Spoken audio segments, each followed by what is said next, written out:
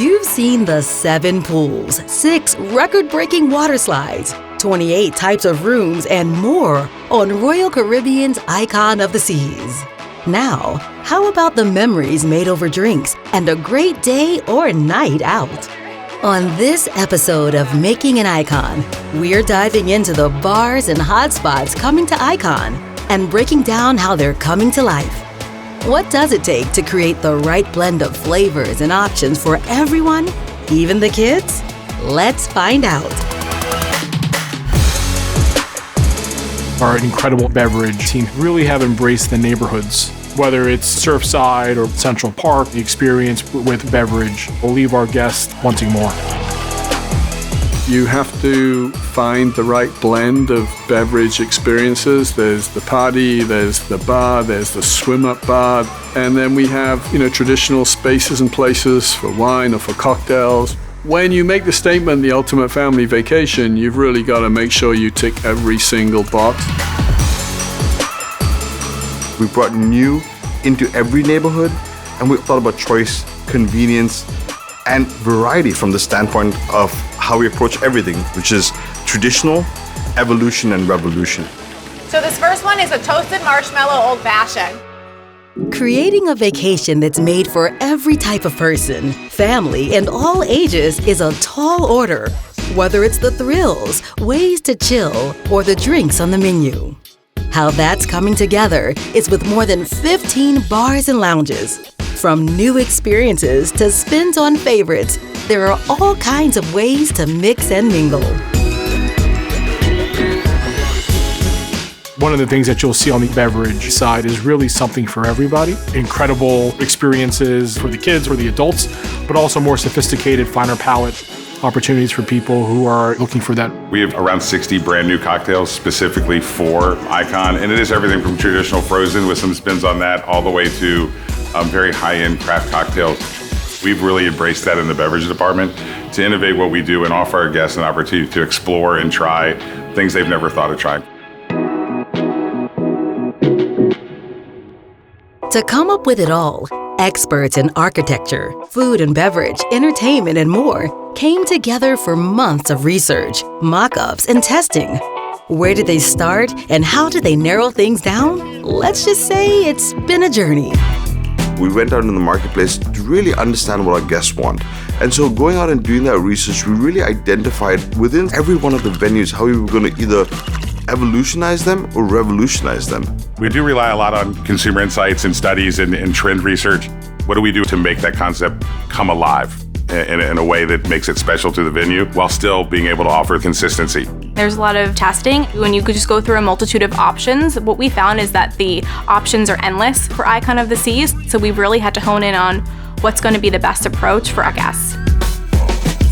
We do what we call a showcase, setting the stage and setting the tone for us as operators. To see the space is important to us, really understanding the needs of the operation. We're putting the guest perspective in mind when we're doing the showcases, but also as operators preparing ourselves. We looked at the entire ship together and looked at every bar. The idea was to lay out the entire ship and make sure the ship made sense from fore to aft. There are a whole lot of new spots making their debut. From a walk-up champagne window and a jazz club to the first bar for adults and kids. And they each offer a different experience for any mood and vibe. Everything that we do is created around making sure that the family, the guest, has a phenomenal experience with lots of variety and lots of choice. My favorite venue would have to be Lemon Post. The realm of possibilities were endless when it comes to kind of fresh juices, the flavor profiles, because we were really approaching to all generations, all age groups. We started with a basic mocktail for kids, adults, anyone that just didn't have alcohol, and then we were able to reconstruct and then add the alcohol. The elevation from where it was to where it ended up was just a fun process to be a part of. We just really want it to be an enjoyable experience that the whole family can bond. When you talk about an entire family experience, we have to be able to develop non-alcoholic beverages that are exciting. Every one of the menus will have a non-alcoholic section with some non-alcoholic drinks that have been really picked for the theming of that venue. The same care goes into the non-alcoholic program as the alcohol program. Dessert is a milkshake bar, which is going to be amazing. My kids can get a milkshake and I can get a boozy milkshake. There you'll be able to see some crazy freak shakes with cakes and cookies and sprinkles and candies and all that goodness kind of on top of a shake. Or you can have a classic vanilla milkshake. There's going to be something that gears to whatever you're in the mood for. This is good, yeah. This is a visual vibe. It really is. What's that? I want one. We know that certain areas of the ship will definitely be turned on way more than some other areas. The Hideaway is focused on delivering a beach club experience. The DJ will be in full effect and everybody's going to be in and out of the pool enjoying their time. We've leaned a little bit into champagne and a lot of champagne-based cocktails, taking the thought process like a Mai Tai, but upgrading it to make it more of a luxe experience that fits what we're doing in Hideaway. There'll be new things in Chill Island. The first will be a frozen lime and coconut bar. So the same kind of experience that you have at our lime and coconut pool bars, but we'll also have some great frozen machines that will appear to all flavor profiles. You'll still get your basic pina colada and strawberry, and you'll be able to mix and match some flavors as well. We'll also have Cloud 17, which is an adult-only space, and they'll have access to our lovely lime and coconut bar.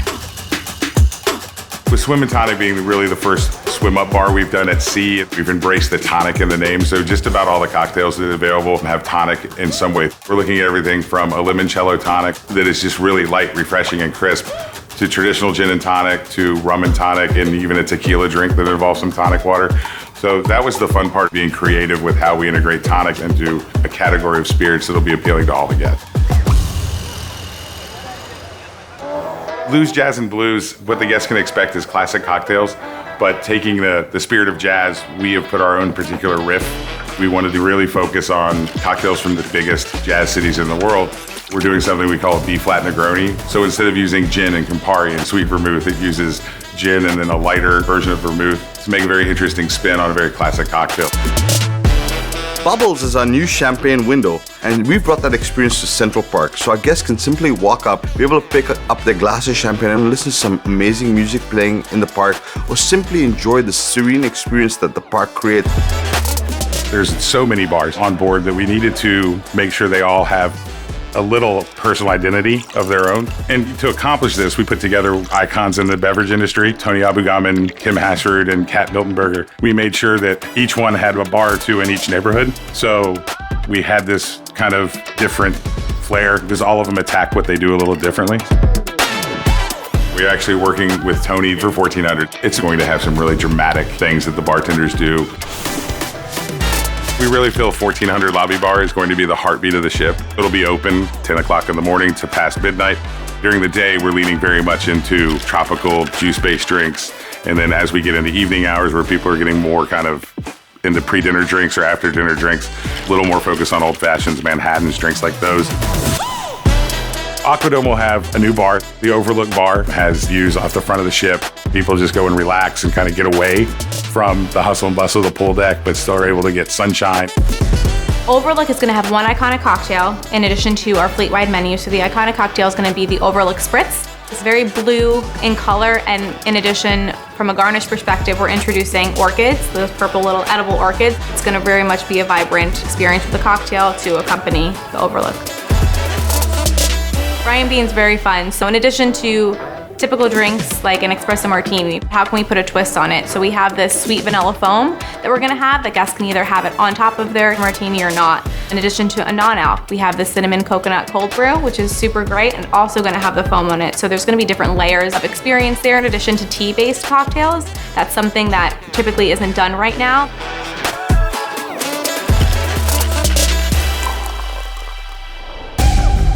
Research and testing were done across the board, including the favorites people have come to know and love. Between new iconic cocktails to new takes on glassware and the design of the spaces, every part of the experience was considered.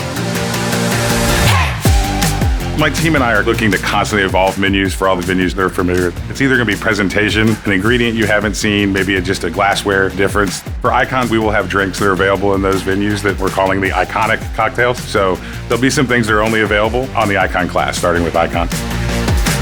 We launched a new menu in Schooner Bar, trying things never tried before. There's a drink on that menu that combines peanut butter and pineapple, which a lot of people would not think about, but when they try the drink, it really works. and Point and Feather. Gin and tonics are very big in Europe and England. So we're gonna lean a little bit more into flavored gins, doing some cool things with tonic.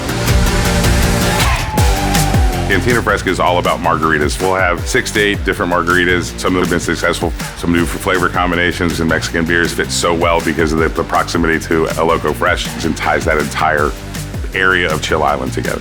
Playmakers has been a success all through the fleet. This will be the biggest Playmakers we have on Icon, and we're really looking at doing some cool things and some over-the-top presentations with cocktails. So expect to see a really cool Bloody Mary that may have some over-the-top garnishes in a helmet, and then a couple other options for helmet cocktails. Whether with friends or family and kids, everyone can cheers to their vacation on Icon of the Seas. Regardless of who you're vacationing with, regardless of your flavor profile, the type of cocktail you like, beer or wine, there's something for everybody, and that's how we've generated the entire beverage program. Icon is just going to take this to a whole different level where there's really something for everybody any hour of the day, and then kind of come back together as a family unit at different points in the day to share memories together. What's next in making an icon? When it comes to creating the world's best vacation, food is at the top of the list. Stay tuned for a behind-the-scenes look at what it takes to create more than 20 restaurants all at once.